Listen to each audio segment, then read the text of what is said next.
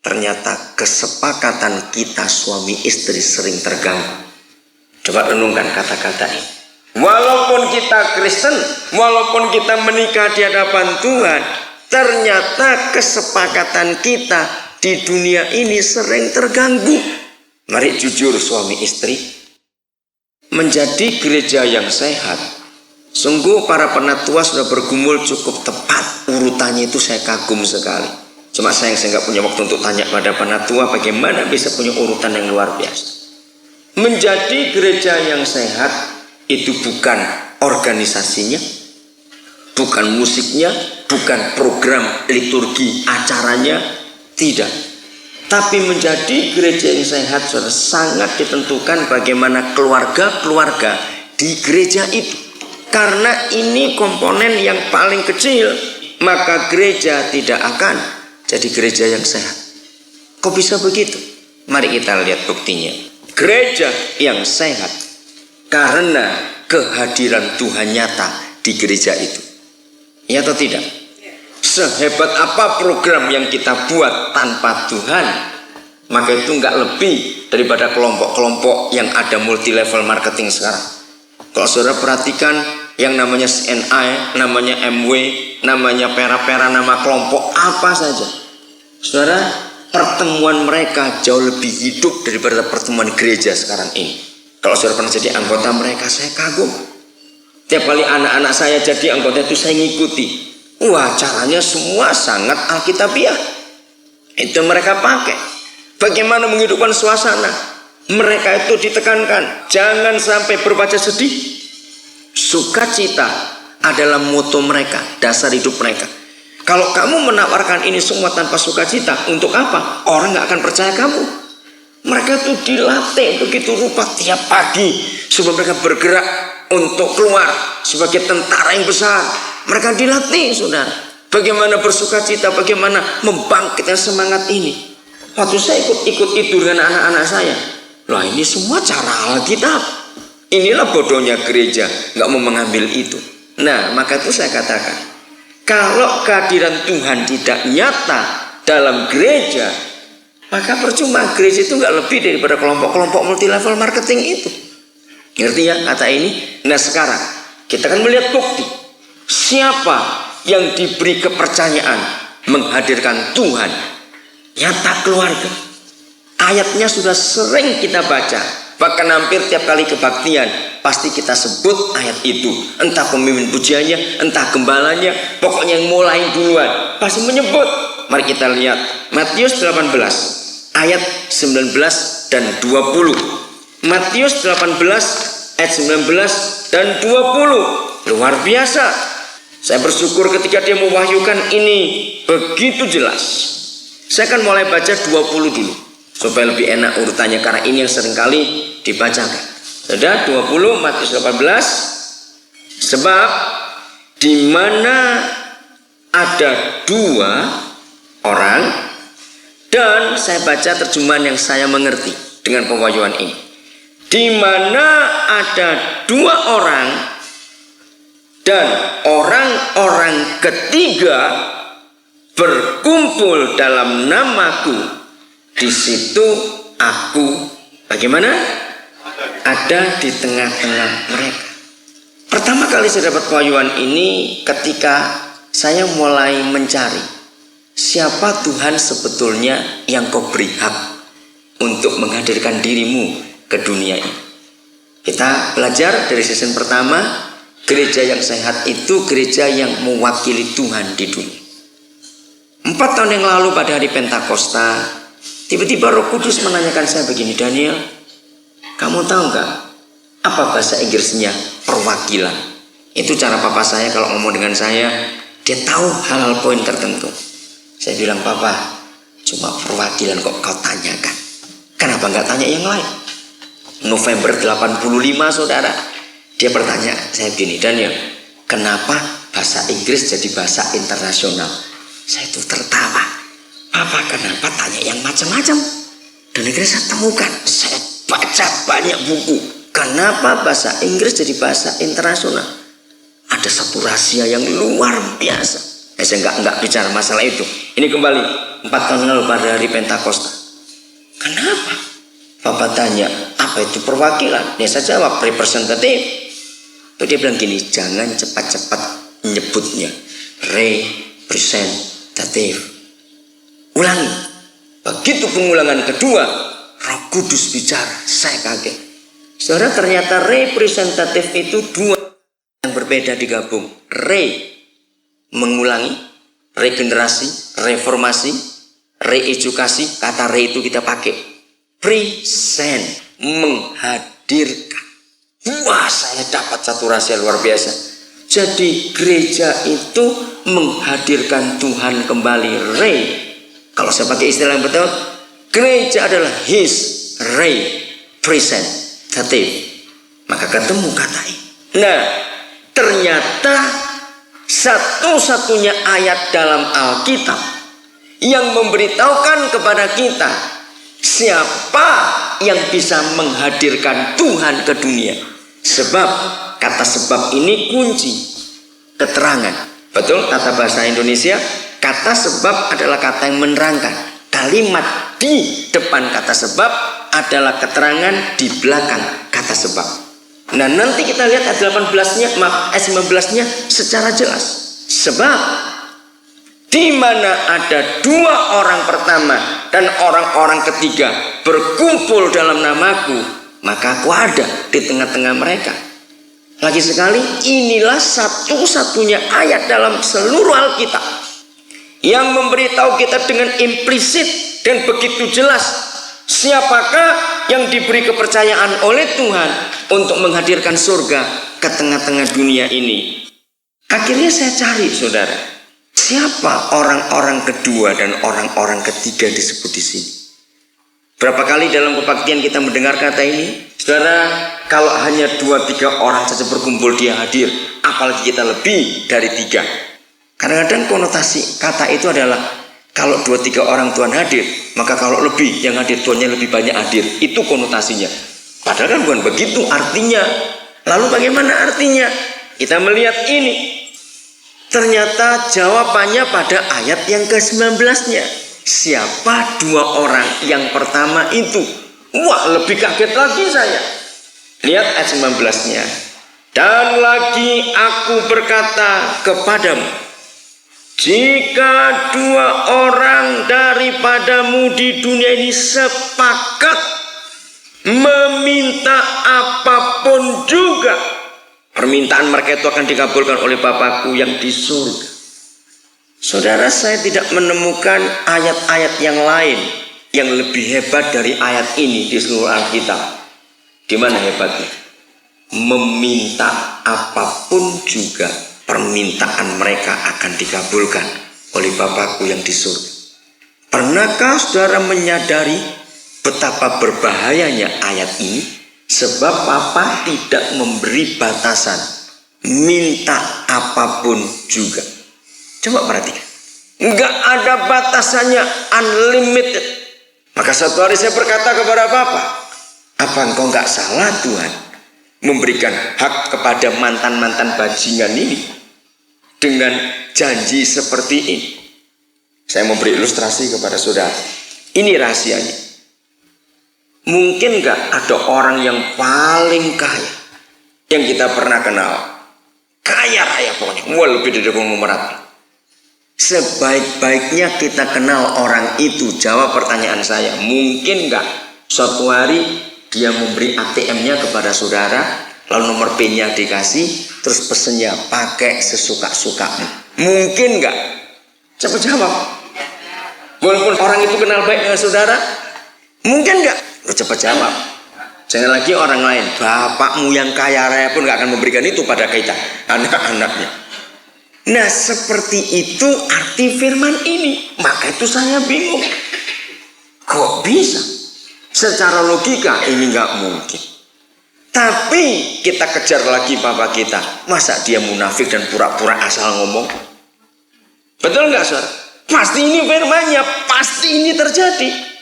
Nah, ketika saya mencari jawabannya, ternyata dia berkata gini, Daniel, yang kamu pikirkan sekarang jangan janji yang kuberikan. Loh, ya karena ini yang saya dapatkan Bapak, saya bilang. Lalu kamu gak perhatikan, gak sembarang orang aku berikan privilege itu. Oh ya betul juga. Lalu siapa? Dia berkata, maka itu baca baik-baik. Saya baca lagi, ketemu satu prinsip, hanya 2 orang yang sepakat di dunia ini. Maka kuncinya bukan pada 2 orangnya kalau begitu. Kuncinya pada kata sepakat itu. Pertanyaannya, siapa yang boleh hanya 2 orang sepakat di muka bumi ini? Saya kenal beberapa saudara yang belajar bahasa asli. Saya minta tolong coba carikan apa kata sepakat itu. Kaget waktu ketemu. Ternyata kata sepakat itu dalam bahasa Yunani ada akar kata yang hampir sama dengan kata covenant di perjanjian lama. Begitu kata covenant muncul, langsung saya tahu. Maka tidak ada 2 orang yang bisa lebih sepakat di dunia kecuali suami istri. Wah, saya kagum. Jadi saudara, 2 orang yang pertama, maka itu saya bisa menemukan terjemahan yang beda dengan yang Pak sering dipakai. Sebab di mana ada 2 orang yang sepakat di dunia ini dan orang-orang ketiga. Coba renungkan. Kalau ada 2 orang yang sepakat pertama, lalu muncul orang-orang ketiga. Siapa orang-orang ketiga dari 2 orang yang sepakat tadi? Anak-anak. Berarti keluargalah yang diberi hak penuh oleh Tuhan untuk menghadirkan dirinya dan surganya ke dunia ini. Katakan amin. Nah, masalahnya sekarang, walaupun kita nikah di hadapan Tuhan, ternyata kesepakatan kita suami istri sering terganggu. Coba renungkan kata-kata ini. Walaupun kita Kristen, walaupun kita menikah di hadapan Tuhan, ternyata kesepakatan kita di dunia ini sering terganggu. Mari jujur suami istri, berapa banyak perkara-perkara sepele buat kita 2000? Ayo jawab.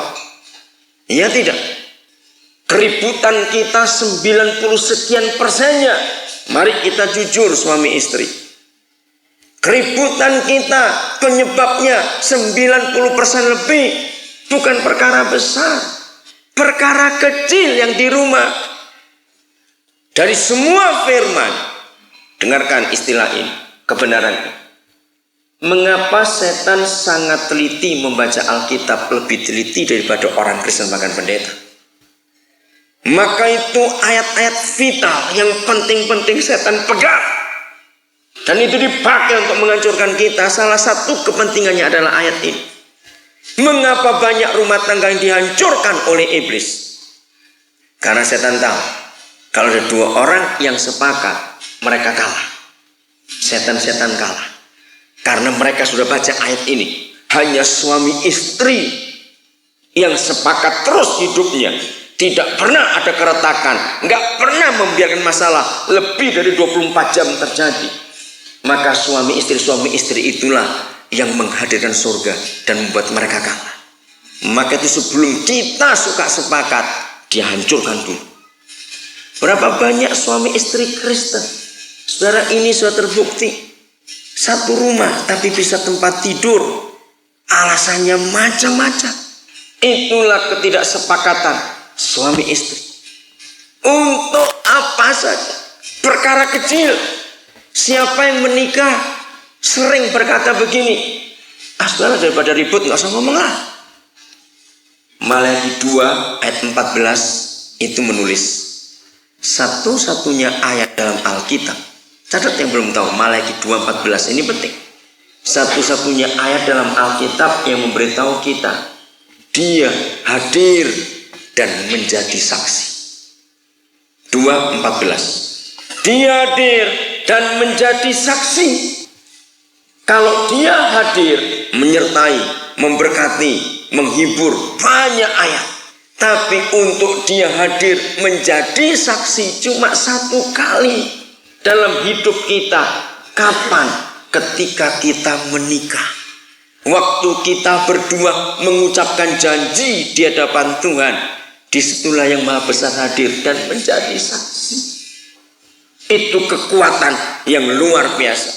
Sejak saya mengerti kebenaran ini, setiap kali saya menikahkan orang, janji nikah tidak pernah saya tuntun. Harus tulus dari mereka. Bahkan saya nggak boleh mereka menghafalkan. Tidak boleh. Harus keluar dari hatimu saat itu juga. Saudara, suatu hari saya memberkati pernikahan. Tiba-tiba saya sudah lupa peristiwanya. Tapi ada 4 keluarga yang hadir. Saya baru sadar dan rekamannya diulang lagi. Ketika pengantin perempuan mengucapkan janji, saya nggak sejahtera. Saya bilang, tolong berhenti dulu, coba ulang. Sampai 3 kali. Sampai 3 kali dalam rekaman itu. Dan akhirnya betul, pernikahannya belum berjalan cukup lama. Baru beberapa minggu. Ternyata si istri minta cerai sebab dia masih hubungan dengan pacaran yang pertama. Saya diberita itu kaget. Saya nggak ingat apa yang saya pernah ucapkan sampai 3 kali. Lalu keluarga itu mencari rekamannya di mana. Puji Tuhan, ada yang merekam di gereja itu dan diulang. Sampai urusan ke pengadilan karena ketahuan istrinya mengaku memang waktu menikah itu nggak sungguh-sungguh, aku memang sudah mikir. Tapi ya karena sudah daripada malu nanti, wah kurang ajar betul perempuan ini kalau begitu. Padahal dalam mereka dikonseling, mereka siap, mereka begini. Suaminya sungguh-sungguh orang mengasihi Tuhan. Suaminya berkata, aku mau terima kamu. Kalau toh kamu sudah selingkuh, beberapa minggu menikah, aku mau terima kamu. Wah, saya kagum pada suami seperti itu. Karena aku tahu aku ini Kristus yang mau diwakilkan dalam diriku. Dia bisa berkata begini, kamu mewakili gereja, aku mewakili Kristus. Aku tahu gereja sekarang banyak selingkuh di hadapan Tuhan. Tapi Yesus pun tidak pernah membuang gereja. Saudara, ketika saya dengar seorang suami yang tahu istrinya baru menikah berapa minggu selingkuh, bahkan lebih gila lagi, hari keberapa setelah istri lari itu, dia telepon suaminya. Coba kamu ngomong pada pacarku ini. Saya bilang, hah? Kamu ditelepon oleh istrimu, lalu kamu suruh ngomong pada pacarnya? Iya. Kamu ngomong, saya ngomong. Luar biasa kamu, saya bilang. Nah, saudara, janji nikah itu penting, katakan. Tolong rekan-rekan penatua jangan mendiktekan atau suruh mereka menghafalkan, harus serius di hadapan. Kalau saya menggunakan istilah agama, satu-satunya acara yang paling sakral dalam seluruh pernikahan, bukan waktu buka cadar, pasang cincin, bukan waktu peletakan tangan di atas kepala mereka dari seorang gembala, tidak. Yang paling sakral justru waktu mereka dua mengucapkan janji itu. Karena di situ dia hadir dan menjadi saksi. Kalau setiap anggota keluarga Senin sampai Sabtu hidupnya sepakat harmonis di rumah, berarti Senin sampai Sabtu Tuhan dan surga hadir di keluarga kita masing-masing. Betul? Lalu Minggu kita beribadah, pasti surga dan Tuhan hadir bersama-sama kita semuanya. Suasana kebaktian luar biasa. Nah, masalahnya Senin aman, Selasa ribut, Rebu aman, Kamis ribut. Karena ketidaksepakatan ini yang iblis hancurkan dalam pernikahan kita. Nah, kalau Yesus dan surga hadirnya cuma selang-seling terus, bisa bayangkan bagaimana surga akan betah, bagaimana Tuhan akan betah. Mengerti kebenaran ini, saudara? Jadi gereja yang sehat betul-betul terdiri dari keluarga yang sehat. Mari kita buka Efesus 4. Seringkali kita menganggap Efesus 5 itu keluarga. Betul, memang jelas. Tapi ternyata saya bisa menemukan fakta. Di Efesus 4 juga ini masalah suami istri. Caranya ngecekin. Siapa masih ingat apa ucapan dalam bahasa Indonesia kepada kalau kita memberi ucapan selamat bagi rekan atau saudara atau teman yang menikah. Selamat apa? Menempuh hidup baru. Nah, hal seperti itu yang Roh Kudus itu nyeleneh, istilah orang Solo. Satu hari dia tuh tanya saya, Daniel, kamu cari akar kata atau penyebab mengapa dalam bahasa Indonesia kalau orang menikah selamat menempuh hidup baru. Saya cari di kamus, saya cari di banyak buku, gak ketemu. Nah, terus saya tanya, kenapa ya? Gimana? Nah, yang saya belum ketemu sampai hari ini itu kata rumah tangga. Kenapa dalam bahasa Indonesia keluarga ada rumah tangga, ada rumah dan tangga? Ini kenapa? Belum ketemu saya sampai hari ini, saudara. Saya tanya kepada banyak orang, tolong saya. Kenapa menggunakan kata rumah tangga dalam bahasa Indonesia? Apa hubungannya rumah dengan tangga? Nah, saya senang meneliti hal seperti itu karena Roh Kudus menyuruh. Nah, ketika mencari kata phrase-nya menempuh hidup baru, kenapa? Ternyata ketemunya di Efesus 4 ini. Dan itu sangat alkitabiah, sangat Kristen kata menempuh hidup baru. Coba saudara lihat judulnya mulai ayat 17. Judulnya apa? Manusia baru. Saya baca dengan ringkas ayat yang ke-21 mulai. Karena kamu telah mendengar tentang Dia dan menerima pengajaran di dalam Dia menurut kebenaran yang nyata di dalam Yesus, yaitu bahwa kamu berhubung dengan kehidupan kamu yang dahulu harus menanggalkan manusia lama yang menemui kebinasaannya oleh nafsunya yang menyesatkan, supaya kamu dibaharui dalam roh dan pikiranmu dan mengenakan manusia baru yang telah diciptakan menurut kehendak Tuhan di dalam kebenaran dan kekudusan yang sesungguhnya. Garis bawahi dua kalimat penting antara ayat 22 dan ayat 24.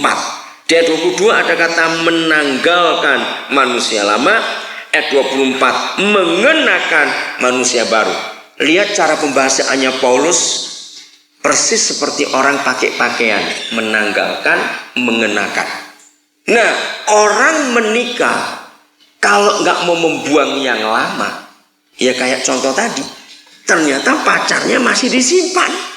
Maka itu bagi orang yang sudah menikah, jangan sekali-kali keluar beberapa perkataan, gak banyak. Salah satunya, nomor 1, yang sudah menikah tidak boleh berkata, dulu aku begini, dulu mamaku didik aku begini, dulu. Nah, kalau sudah suami istri ngomong pakai dulu, bubar itu. Artinya apa? Dia gak mau berubah. Cara-cara yang dipakai dahulu mau diterapkan untuk yang sekarang, nggak bisa. Janji suami istri yang rajin ngomong dulu bertobat. Yang kedua, kata cerai tidak boleh diucapkan dari mulut kita. Katakan amin. Ini tabu dan sangat berbahaya. Inilah dua kata penting yang sudah menikah nggak boleh muncul, dulu dan cerai. Kita baru ayat 23, hanya dua bagian dari seluruh kehidupan kita yang harus diperbarui. Satu, roh, itu bicara hubungan dengan Tuhan. Kedua, pola pikir. Maka itu dulu nggak boleh dipakai, harus pakai yang baru setelah menikah. Suami istri yang nggak mau bergeser dari kutub asalnya. Kalau toh kita tidak bertumbuh dewasa dengan orang tua kita kandung, tetap kita bertumbuh dengan satu kelompok, entah itu keluarga, entah itu panti asuhan, entah itu kelompok teman. Nah, di mana kita dewasa bertumbuh besar, itulah kutub kita. Nah, begitu menikah, ini tinggalkan. Sekarang pakai yang baru. Katakan amin. Luar biasa. Roh itu bicara soal hati, hubungan dengan Tuhan. Pikiran bicara soal pola pikir. Ayat 25. Karena itu buanglah apa? Dusta, dan berkatalah benar seorang kepada yang lain, karena kita adalah sesama anggota. Saudara, saya percaya dalam hidup ini semua kita pernah menyakiti hati orang, dan kita pun pernah punya pengalaman sakit hati. Betul? Pasti pernah. Tapi saya mau beritahu kepada saudara, tidak ada sakit hati yang lebih menyakitkan kecuali suami istri saling mendustai. Itu sakit betul. Satu tempat tidur bisa berdusta. Betul nggak? Cepat jawab. Itu sakit. Maka itu hukum ini pun saya temukan lewat firman ini. Ini untuk pernikahan. Di mana antara suami istri ada dosa, pasti akan ada dusta di situ. Catat ini baik-baik. Di mana ada dosa, pasti suami istri ada dusta. Maka itu supaya kita tidak berdusta, jangan ada dosa. Jujurlah satu dengan yang lain. Dusta di antara kita berdua itu meretakkan kesepakatan kita di hadapan Tuhan. Sekalipun kita ke gereja masih pergi berdua, tapi bisa pakai topeng senyum ke gereja. Begitu pulang kebaktian, topeng senyum masuk bagasi mobil, ronde keempat lanjut. Bisa terjadi dan itu sering. Maka itu celaka kita ini, saudara. Karena Tuhan tidak memberi kepercayaan kepada siapapun untuk bisa menghadirkan dirinya dan surganya kecuali pada keluarga. Katakan amin. Ini dahsyat sekali. Maka itu siapa yang sampai hari ini sudah sekian tahun dalam pernikahannya, komunikasi sudah nggak baik, nggak ribut, enggak. Berapa kali tamu nginep di rumah, mereka melihat kita, aduh kelihatan harmonis, rukun, nggak pernah ada suara ribut-ribut. Seminggu nginep juga tenang-tenang saja, sebulan juga tenang-tenang. Masalahnya bukan nggak ributnya, sudah nggak punya komunikasi. Orang dua itu ngomongnya pendek-pendek. Mungkin, enggak, iya. Di situ, tuh, iya terang aja aman. Tapi ini sudah nggak sepakat lagi. Mari kita periksa pernikahan kita. Yang kena penyakit ini bertobat hari ini. Pasti yang begini ini akan muncul kata-kata daripada ribut. Ngomong sedikit ribut, ngomong banyak ribut. Ya sudah begini saja. Aman. Tapi ini jahat di mata Tuhan. Tidak ada kesepakatan lagi. Maka itu mengapa lebih banyak istri yang disakiti. Bukan karena marah, karena pukul. Masalah seks. Maaf. Kenapa lebih banyak istri disakiti daripada suami kalau masalah seks? Karena ini kebenarannya. Maaf. Begitu suami-suami masalah seks pun kita harus jujur pada istri kita. Secara psikologis, korban seks pasti perempuan, nggak pernah laki-laki. Termasuk yang pacaran juga, korban cinta itu pasti perempuan, bukan laki-laki. Begitu dalam masalah pernikahan, korbannya pasti perempuan. Kenapa? Perempuan itu sangat lambat terangsangnya dan sangat lambat mencapai kepuasan. Memang laki-laki itu kuda, dableknya luar biasa. Itu laki-laki. Kita ini laki-laki rangsangannya cepat. Nggak usah bilang lihat perempuan telanjang. Lihat perempuan pakai baju kurang kain pun mata kita sudah kotak-kotak, nggak tahu mau bagaimana. Nah kalau perempuan beda. Perempuan itu lihat laki telanjang malah takut. Ini bedanya.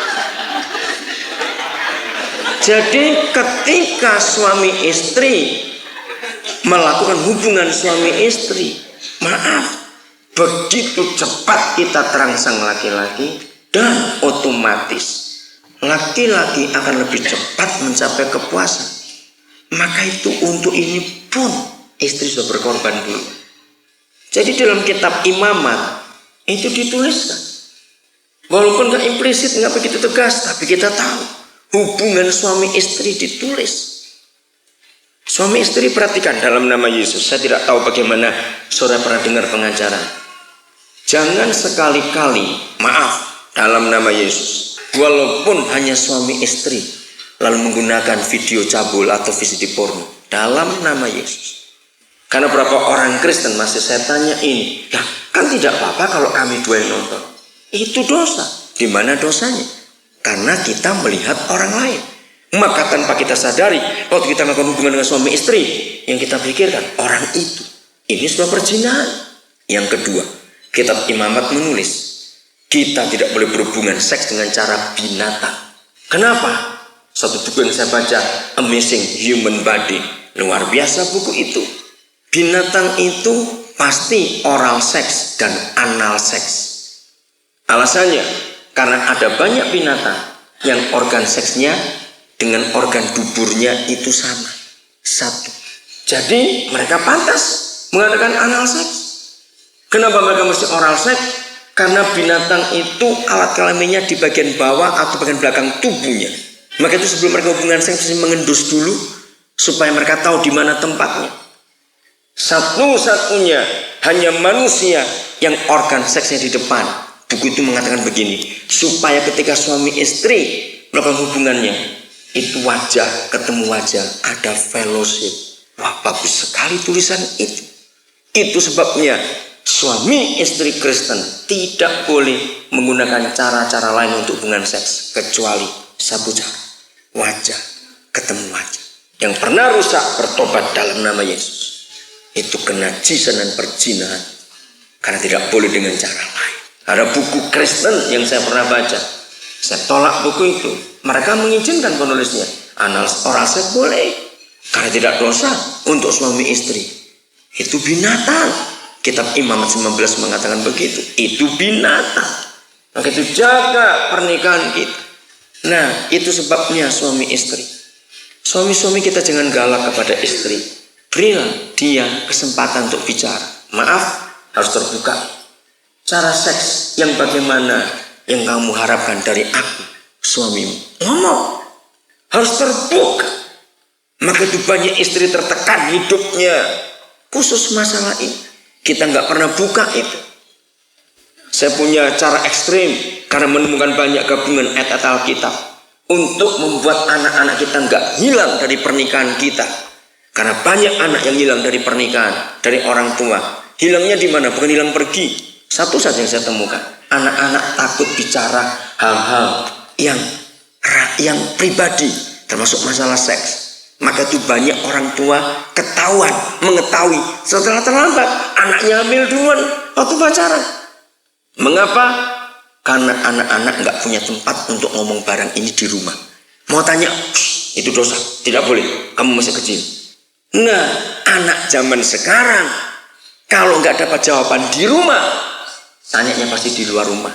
Dan 100% kalau anak-anak kita nggak dapat jawaban dari kita tentang seks, kalau mereka tanya di luar, hampir 100% yang ditanya ini akan praktekkan pada anak kita. Betul nggak? Maka itu caranya bagaimana supaya selamat anak-anak kita. Saya menganjurkan semua keluarga Kristen yang anak-anak masih di bawah umur 6 atau 5 tahun, biasakan sebulan sekali, 2 bulan sekali terserah. Mandi bareng papa mama dengan anak. Di kamar mandi itu anak-anak akan tanya. Dan kita jawab. Hal yang pertama terjadi, anak-anak gak akan malu. Karena melihat mama papanya pun gak malu di depan mereka. Ini keuntungan keluarga yang terbuka pada anak-anak. Jangan kita menggunakan cara yang salah sebagai orang timur. Buka dengan mereka. Berapa banyak keluarga yang setelah saya cek pakai prinsip ini. Betul. Pertanyaan yang sering kali terjadi di antara mereka. Kalau itu saya keluar dari mana? Tunjukkan. Kenapa bisa ada saya? Di situ anak belajar. Oh, begitu. Maka itu besok kalau kamu sudah dewasa, hati-hati. Jangan salah kamu. Terbuka di kamar mandi dengan anak-anak itu luar biasa. Tiap kali saya konseling anak-anak muda masalah percabulan, saya punya pertanyaan klasik untuk menolong mereka. Yang selalu saya katakan, kapan, di mana, dengan siapa, bagaimana. Pertama kali kamu tahu masalah, 100% penyebabnya justru orang yang serumah dengan anak-anak ini. Pertama justru para pembantu, saudara. Waktu mereka memandikan anak-anak kita, mereka ini iseng mainkan kelamin mereka.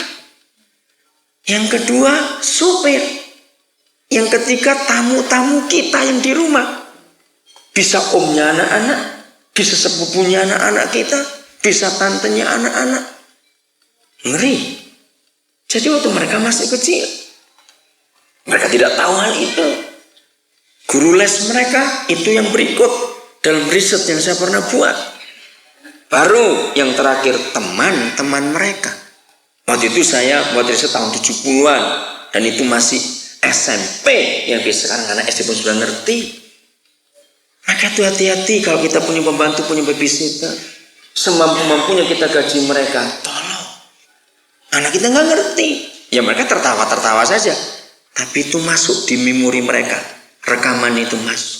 Dan ketika hormon seks mulai bertumbuh di anak-anak kita, iblis putar ulang peristiwa itu. Oh, aku digitukan dulu. Maka dia ingin. Maka itu kalau kita nggak terbuka dengan mereka saat mereka masih kecil, orang lain ngajarin mereka akan hal. Kembali kepada kesepakatan Efesus 4 kita lanjut. Maka itu suami istri mari kita jaga. Kalau istri nggak puas dalam seks, buka pada suami. Suami tolong jaga diri kita supaya kita bisa membahagiakan istri kita. Nah apalagi kalau suaminya kasarnya minta akan ketahuan. Maaf ya, harus buka. Kalau nggak lagi butuh seks dari istri, suami itu kasarnya minta. Tapi begitu seorang suami butuh seks dari istrinya, aduh dari pagi sudah kelihatan manis-manis kelakuannya. Bertobat suami seperti itu, istri akan sakit hati betul-betul. Jangan berkata kamu baik kalau cuma ada butuhnya saja. Itu jahat dalam pernikahan. Jadi mari suami istri kita teliti ketidaksepakatan kita dalam hal apa. Semua harus kita teliti. Masalah uang, hubungan dengan mertua orang tua, hubungan dengan pembantu dan supir, semua. Apa saja yang membuat kita nggak sepakat, buka itu dalam pernikahan kita. Sebelum saya lanjut, nggak usah dibuka lagi, tapi kita semua sudah tahu. Kesimpulan saya lewat Matius 18 ayat 19, saya kagum. Dengar baik-baik. Kalau sampai suami istri yang sepakat itu diberi privilege, diberi hak yang tak terbatas, minta apapun juga, maka permintaan dua orang itu pasti dikabulkan oleh Bapakku di surga. Dengar kesimpulan kalimat yang saya temukan dalam pewahyuan itu. Berarti bisakah pernikahan ada masalah yang gak bisa diselesaikan? Cepat jawab. Tidak. Maka saya balik. Kalau pernikahan Kristen punya masalah nggak selesai, maka kuncinya berarti dua orang itu nggak sepakat. Dahsyat sekali firman itu.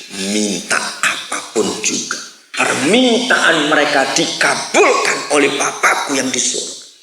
Jadi seharusnya suami istri tidak perlu kalah dengan masalah. Amin kan? Betul? Nggak perlu. Karena minta apapun juga. Ayat 25. Inilah yang menghancurkan kesepakatan kita. Efesus 4. 25-26. 25 itu dusta. Maka suami mendustai istri atau sebaliknya. Kesepakatannya gugur. Karena dua orang itu sudah saling marah. Betul nggak? Yang berikut yang membuat kita tidak sepakat lagi. Ayat 26. Apabila kamu menjadi marah, janganlah kamu bagaimana berbuat dosa. Nah saya pertama dapat pewahyuan ini kata yang saya pakai kemarin. Setiap firman yang dihidupkan Roh Kudus dalam hidup saya harus menghidupi firman itu. Saya berkata gini pada Papa, Papa jangan guyon. Kalau marah nggak berdosa, marah model apa? Semua marah pasti berdosa. Lalu Papa menjawab, ada batas waktunya. Sampai kapan? Baca baik-baik. Matahari terbenam. Kalau beres marah kita, maka kita nggak berdosa. Saya pikir enak betul kalau begitu. Dan lihat baik-baik. Ini caranya baca Alkitab yang teliti. Papa tidak memberi batas waktu sampai berapa puluh kali terbenamnya. Jadi kalau hari ini marah-marah, sore-sore beres. Tidur. Besok boleh lanjut lagi, marah lagi, sore beres lagi. Saya pikir, wah kok enak betul marah begini nih, marah bagaimana? Ya betul dong, saudara tertawa, saya juga tertawa waktu itu. Kenapa Papa aneh-aneh begini? Sampai jawabannya ketemu. Aneh. Seorang guru saya namanya Pendeta Yesaya Sunarso dari GBI Magelang, dia sudah meninggal. Dia berkata gini pada saya, Daniel, kalau kamu belajar Alkitab, jangan sekali-kali menggunakan buku pendamping. Kenapa Pak? Saya melihat Pak Narso. Alkitab, artinya al, dia pakai lafal Arab waktu baca Alkitab. Al itu bahasa Arab, segala-galanya, kitab itu buku. Kitab suci kita ini buku di atas segala buku, lalu kamu sejajarkan dengan buku di bawahnya segala buku. Itu penghinaan. Wih, betul juga. Lalu gimana caranya? Alkitab itu akan menerangkan Alkitab itu sendiri. Contohnya, kalau kamu baca satu ayat di Perjanjian Lama misalnya, kamu nggak ngerti, kamu tutup. Berarti bukan jatahmu hari itu. Satu hari waktu kamu baca belajar, ketemu di Perjanjian Lama yang menerangkan, ingat lagi yang di Perjanjian Lama. Nah itu caranya. Nah contohnya ayat ini. Mengapa boleh marah tapi sampai sore saja? Sore sampai malam, besok beres. Besok lagi boleh. Kenapa begitu? Ibrani 13 ayat 4 yang menerangkan ini.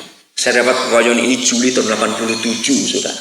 Ibrani 13 ayat 4. Saudara lihat ayat itu. Satu-satunya Tuhan di seluruh jagat raya ini, bukan cuma dunia, yang memberitahukan kepada kita bahwa tempat tidur kita harus dikuduskan. Coba bayangkan, saya tanya kepada saudara, kalau wali kota saudara, gubernur saudara buat sensus tentang tempat tidur, saya akan tersinggung duluan. Apa bapak kurang kerjaan?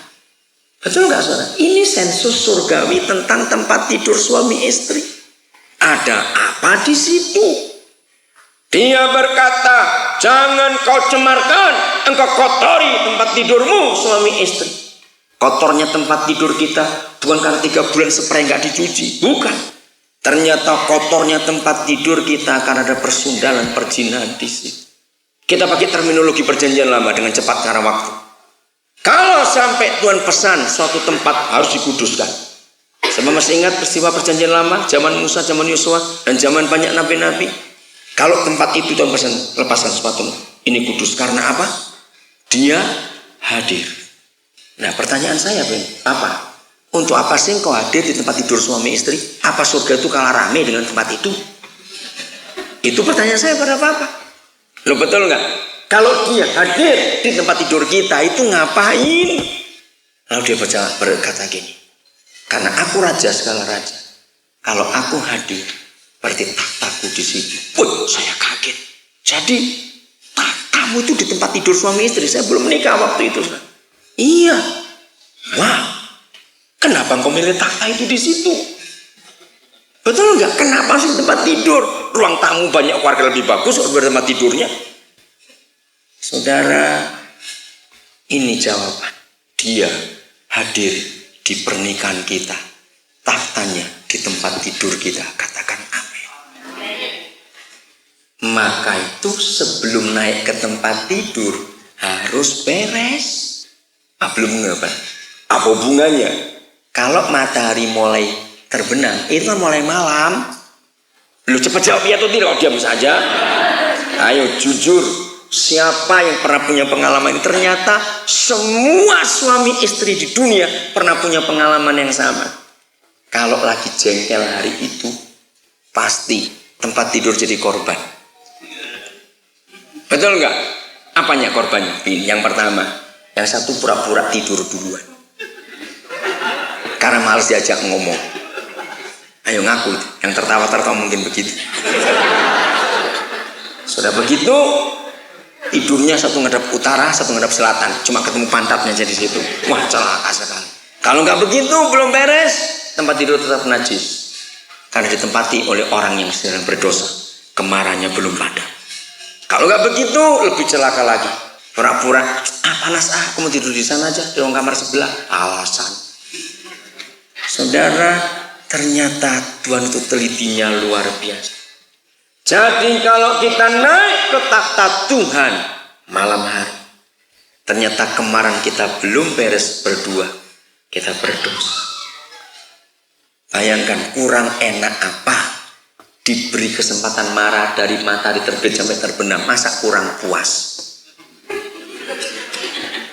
Ngerti kata-kata ini? Masa kurang puas? Katakan amin. Berarti bertobat kita. Jadi Tuhan. Jadi saudara, kita harus ngaku jujur. Sudah marah sekian belas jam masih belum puas. Kurang ajar kita ini saudara. Mau berapa hari kita marah? Kurang enak apa? Kalau papa memberi kesempatan, Pokoknya selama matahari puas-puasan marah, sore beres. Kalau kurang puas, kalau Samar pindah ke Eropa, lebih panjang mataharinya terbenamnya itu. Jadi bisa marah sampai capek. Saudara, inilah papa kita.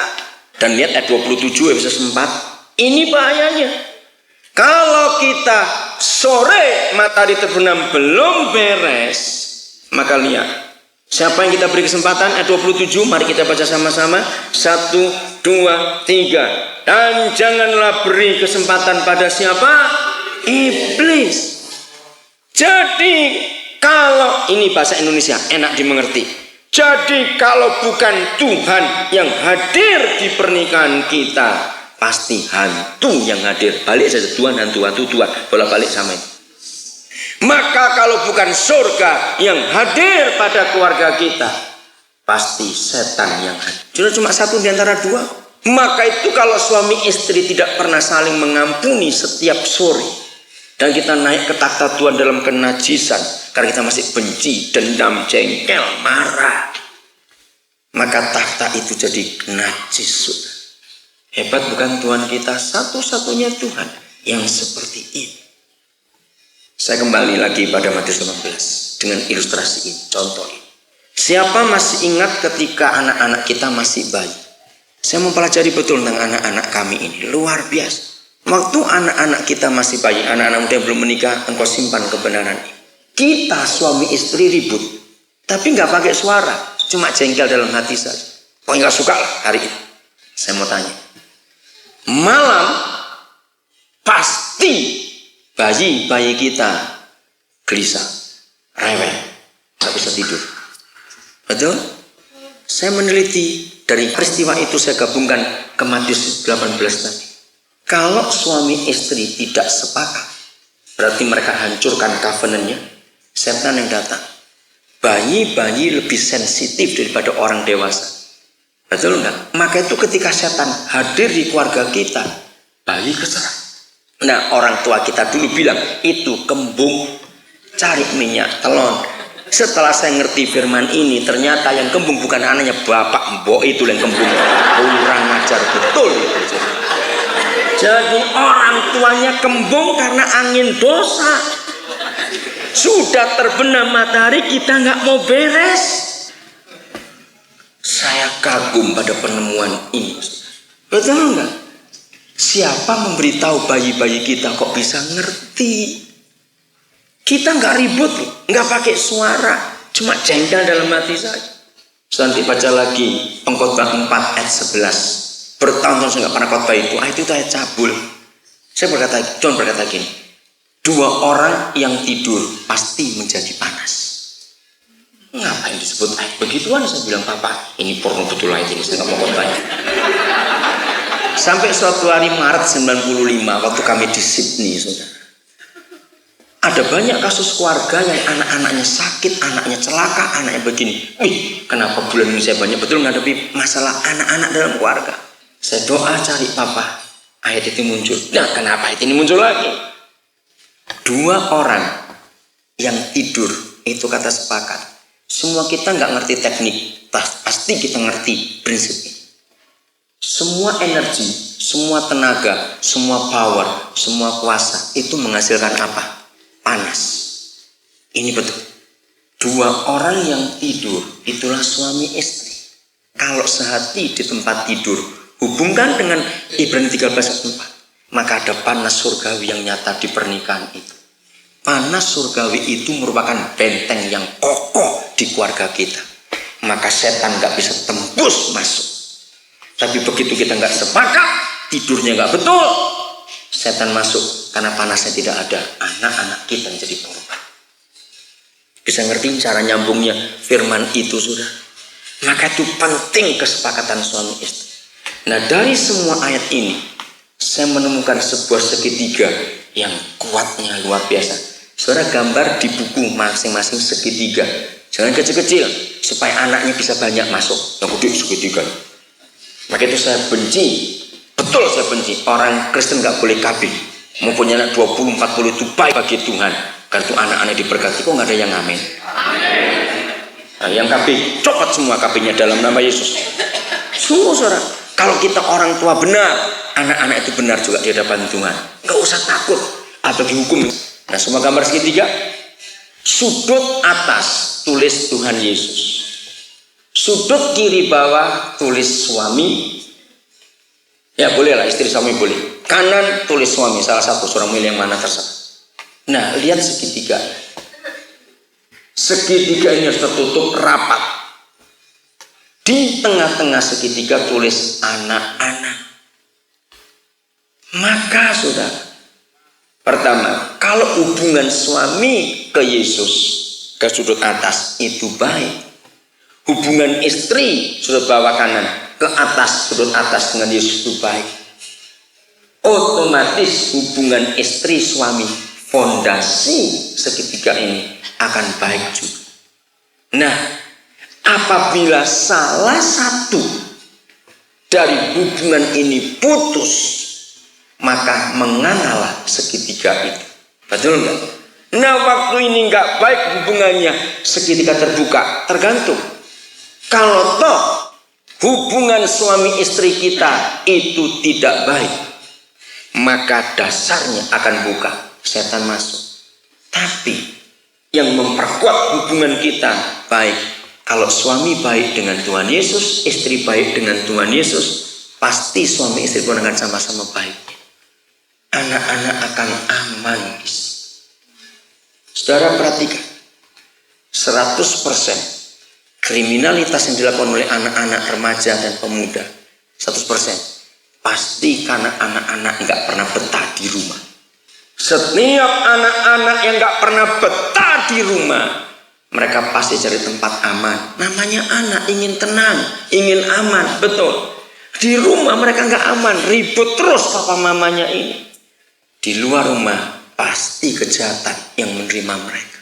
Jadi gereja yang sehat dimulai dari keluarga yang sehat, yang menghadirkan Tuhan dalam hidupnya.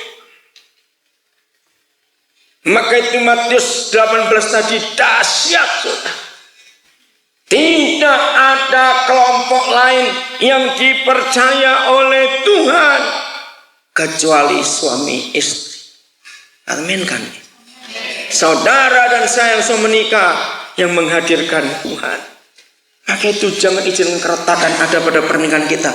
Perkara-perkara sekecil apapun juga, izinkan Tuhan berbicara kepada kita. Biasakan hadir di hadapan Dia. Kejadian 25, ada satu metode bagus yang luar biasa ditulis. Kejadian 25, biasakan seperti Ribka. Dalam masalah apa saja kata ini perlu kita pakai dalam pernikahan kita. Waktu itu belum ada USG. Jadi Ribka nggak bisa ke rumah sakit atau dokter untuk periksa kenapa kandungannya bermasalah. Maka ini yang dia buat. 22. Tetapi anak-anaknya bertolak-tolakan di dalam rahimnya. Dan ia berkata, jika demikian halnya, mengapa aku hidup? Jadi dia stres, sakit, menderita. Mari kita baca sama-sama. 1, 2, 3. Dan ia pergi meminta petunjuk kepada Yahweh. Garis bawahi kata itu. Meminta petunjuk kepada Bapaknya yang di surga. Suami istri gunakan cara ini. Hakim-Hakim 13. Ini kalau istri, sekarang kalau suami bagaimana? Hari itu keluarga Manoah, papa mamanya Simpson, dikunjungi Tuhan. Keluarga itu disayang Tuhan luar biasa. Terus setelah istrinya cerita, "Pak, ada malaikat Tuhan begini begitu, dia datang kepadaku." Oh iya, luar biasa. Lihat ayat 8. Lalu siapa yang berdoa? Baca Hakim-Hakim 13 ayat 8. Siapa yang berdoa? Manoah. Ini suami atau istri? Suami. Lalu Manoah memohon kepada Yahweh. Katanya, "Ya Yahweh, berilah kiranya abdi Tuhan yang kau utus itu datang pula kepada kami dan mengajar kami apa yang harus kami perbuat kepada anak yang akan lahir itu." Suami istri kalau sudah menikah, biasakan menyebut kata kami, bukan saya. Ini rahasia luar biasa. Ayat 9. Maka Tuhan bagaimana mendengarkan permohonan suami. Inilah suami istri yang sehat. Ada apa-apa datang kepada Tuhan, minta petunjuk. Tapi suami istri yang hebat adalah begini. Lihat kalimat berikut. Tuhan mendengarkan doa Manoah sehingga malaikat Tuhan datang kepada. Nah, jadi suami istri dalam hukum ini istri lebih peka daripada suami. Maka itu saya tanya, di dunia ini lebih terkenal kakek sihir atau nenek sihir? Jangan marah, saya cuma tanya saja. Ternyata perempuan, setan pun lebih pilih perempuan daripada laki-laki. Jadi istri lebih bisa mendengar suara Tuhan daripada suami. Maka itu istri-istri jaga radiomu jangan rusak, supaya dapat pemancar terus dari surga. Ngerti kata radio rusak? Kenapa paling banyak perempuan diganggu perasaannya, tersinggung, kecewa, marah, sakit hati untuk merusak radio supaya nggak dengar suara Tuhan. Yang suka tersinggung, iri hati, khawatir, bertobat para istri. Inilah cara Tuhan menjaga keluarga kita. Mari kita menghampiri Dia. Ternyata kesepakatan kita suami istri sering terganggu. Coba renungkan kata-kata ini. Walaupun kita Kristen, walaupun kita menikah di hadapan Tuhan, ternyata kesepakatan kita di dunia ini sering terganggu. Mari jujur suami istri, menjadi gereja yang sehat. Sungguh para penatua sudah bergumul cukup tepat. Urutannya itu saya kagum sekali. Cuma saya nggak punya waktu untuk tanya pada penatua bagaimana bisa punya urutan yang luar biasa.